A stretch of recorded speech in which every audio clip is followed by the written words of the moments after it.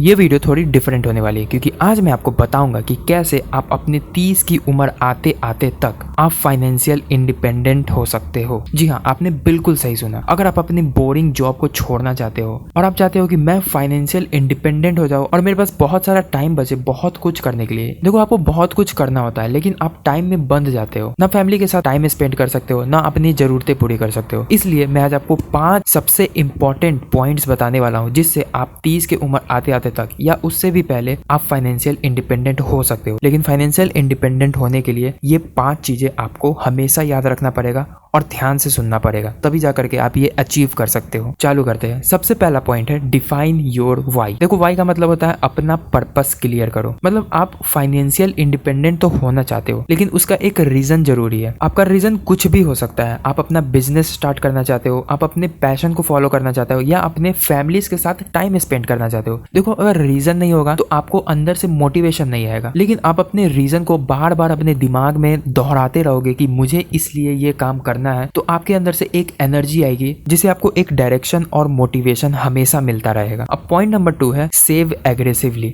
मतलब aggressively save करना। देखो, ये बहुत ही बड़ा स्टेप है क्योंकि देखो, अगर आप फाइनेंशियल इंडिपेंडेंट होना चाहते हो, क्योंकि सेविंग्स तो करना पड़ेगा। देखो, आप महीने का जितना भी कमाते हो उसका महीने का 20 से 30% तो सेव करना ही चाहिए। मतलब जितना पॉसिबल हो सके उतना ज्यादा सेव करो और हर छोटी छोटी चीज में पैसा बचाना जरूरी है। देखो, कोई लोग बोलेंगे कि यार ऐसे पैसे बचा के तुम क्या ही कर लोगे, लेकिन देखो, अगर आपको फाइनेंशियल इंडिपेंडेंट होना है और आपको फ्रीडम चाहिए तो आपको इन चीजों पर फोकस करना ही पड़ेगा, चाहे लोग कुछ भी कहें। अब मैं ये नहीं बोल रहा हूँ कि अगर आपको पिज्जा खाने का मन है तो आप पिज्जा ना खाओ। देखो, इस फेज में आपको मनी मैनेजमेंट आना चाहिए। आप कहाँ खर्च कर रहे हो और कहाँ आप बचा सकते हो, इस पे तो सिर्फ आप ही फोकस कर सकते हो। मैं कोई नहीं होता हूँ आपको बताने वाला कि आपको ये चीज खरीदना चाहिए या नहीं। देखो, जरूरत है तो खरीदो, अगर नहीं जरूरत है तो आप उसे बचा भी सकते हो। बढ़ते हैं तीसरे पॉइंट पे जिसका नाम है इन्वेस्ट वाइजली। देखो, आप बचा करके पैसे तो जोड़ लोगे लेकिन इन्वेस्टमेंट ये एक बहुत ही इंपॉर्टेंट सेक्टर है। देखो, सेविंग करने से ज्यादा काम नहीं चलेगा, इन्वेस्टमेंट करना भी जरूरी है। जब तक पैसा आपके बैंक में पड़ा रहेगा तब तक वो ग्रो नहीं करेगा क्योंकि बैंक आपको बहुत ही कम इंटरेस्ट रेट देता है। अब आप अपने पैसे को इन्वेस्ट कहाँ कर सकते हो, जैसे stock market, mutual fund, real estate और बहुत सारे जगह में। आपको पता ही होगा गोल्ड, सिल्वर, ये सब में भी आप इन्वेस्ट कर सकते हो क्योंकि इवेंचुअली ये सब आपको फ्यूचर में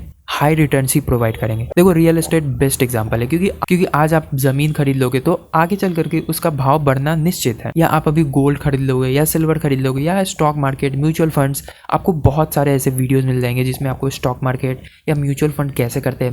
अगर आपको इन सब के बारे में कुछ नहीं पता है तो नीचे आपको एक वीडियो दिख रहा होगा SIP के बारे में। आप जाकर के उस वीडियो को देख लेना जिससे आपको पता चल जाएगा कि कैसे आप SIP करके आप अच्छे खासे पैसे कमा सकते हो। अब पॉइंट नंबर 4 है बिल्ड मल्टीपल इनकम स्ट्रीम्स, यानी कि एक से ज्यादा इनकम स्ट्रीम बनाना। देखो, आप जब भी जॉब करते होगे तो आपको एक फिक्स्ड अमाउंट मिलता होगा अपने बैंक अकाउंट पे, वो आपका प्राइमरी इनकम हो गया। लेकिन पैसिव इनकम कहने का मतलब क्या है? पैसिव इनकम वो इनकम है जो आप साइड बिजनेस चला करके उससे पैसे कमा रहे हो। अब साइड बिजनेस कहने का मतलब आप उसमें एक्टिवली पार्टिसिपेट नहीं कर रहे हो लेकिन आप टाइम बचा करके वहां पे टाइम दे रहे हो ताकि आपका जो इनकम है वो जनरेट हो।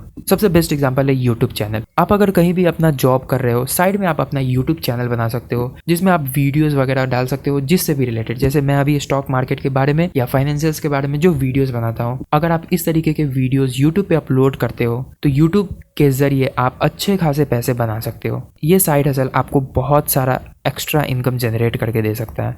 अब सबसे इंपॉर्टेंट नंबर है पॉइंट नंबर 5 जिसका नाम है फाइनेंशियल डिसिप्लिन। देखो, डिसिप्लिन से आपको फ्रीडम मिलती है।